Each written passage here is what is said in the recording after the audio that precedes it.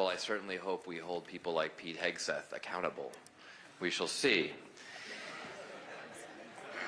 I was at a Library of Congress dinner last night. It's an amazing tradition we have every month now, where it's one bipartisan, bicameral event that we have on a regular basis. And I always try to sit next to some Republican senator that I haven't had the opportunity to get to know or to work with.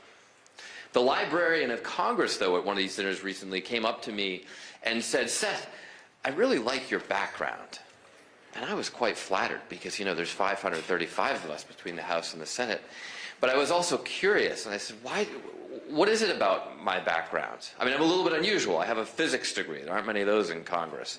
I came here, yeah, I'm a little bit of a nerd, came here from the Marines. Maybe that was what she thought was interesting. So I pressed her, I said, what is it about my background that you like? She said, no, I really like your background. I said, no, I understand, I'm flattered, just curious what aspect. No, your background, your Zoom background on TV, I really like your background.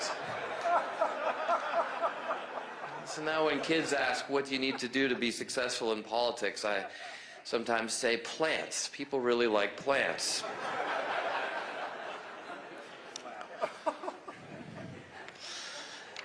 But I do want to make two quick points about my background as a means of introducing myself.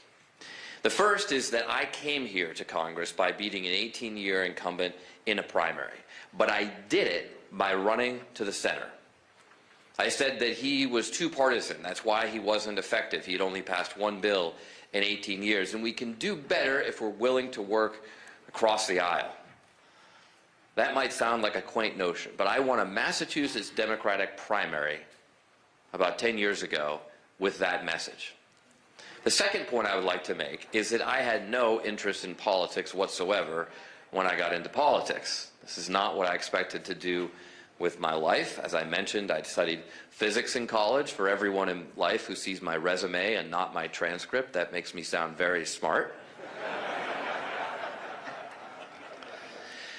But the reason I'm here is because I did 4 tours in the infantry in Iraq.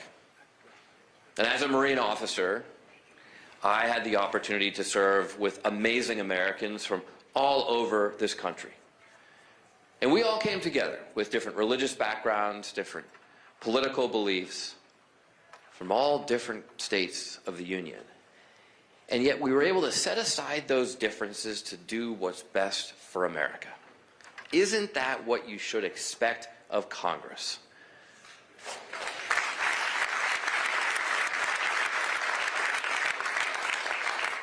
And doing what's best for America, doing what's fundamentally right, doesn't seem to always happen much in Congress. And people ask me back home, Seth, why is Congress so stupid? How can you not believe in the science of climate change or whatever the issue of the day is?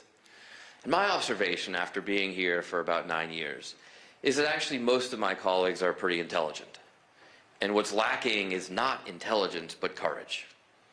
Just the courage to do the right thing, to vote the right way, to stand up when you know what's right might not be in your political interest.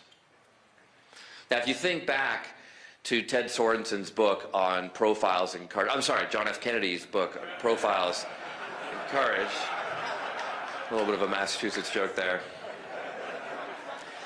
Every example that he used was an example of a senator standing up to his own party. Not standing up to the other party, to his own party. Taking on your own party is hard.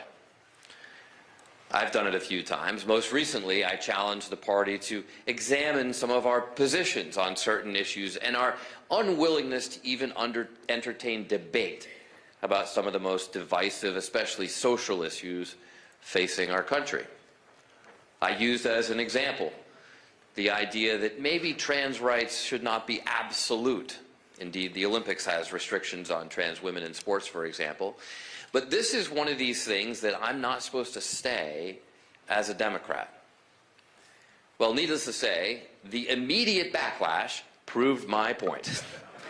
That you're not supposed to say certain things. We can't even have a debate. And by the way, this does a terrible disservice to the very people that we should be trying to protect.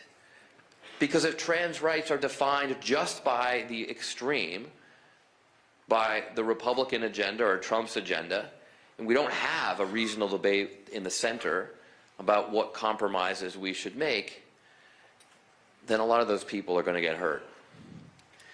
But the backlash was swift.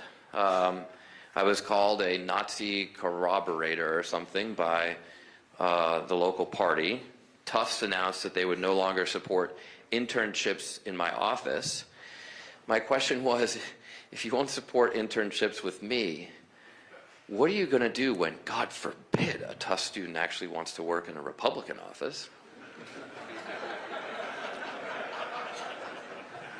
And I already have a couple people planning to run against me in a primary. I'm being primaried over a sentence. All of that for expressing an opinion that the majority of Americans agree with. So what's happened? Until not long ago, we were the party of free speech. We welcomed real, rigorous debate.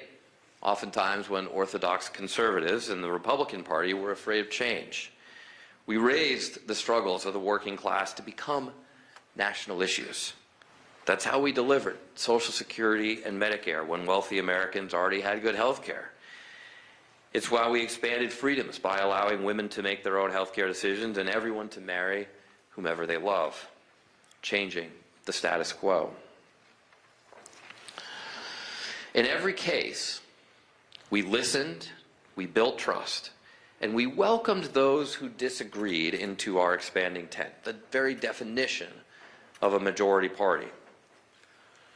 Now, I'm a proud Democrat. I believe deeply in my party's values: honesty, compassion, belief in true facts, science, a desire to help the underserved, the underrepresented, not to scapegoat and marginalize them.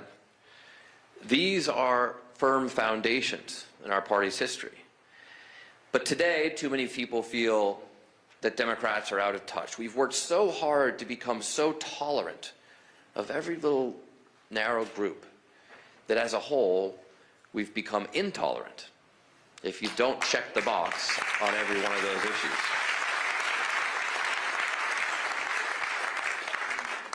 But despite all of this, I believe we can turn it around. I think that we need to look ourselves in the mirror after losing an election that, quite frankly, should have been easy for us to win. What are some of the things we need to do? We need to get out and start listening to Americans. Be very public about listening rather than preaching, not talking down to people when they disagree. We need to stop feeling beholden to these narrow interest groups, filling out their surveys and getting scored on every single issue. I think we need a new dynamic leader as at the head of the DNC, someone who's going to force change. And we need to invest in strengths, in success stories. I have an organization called Serve America that I started to get principled leaders elected to Congress. Our win rate in the last election was 89%.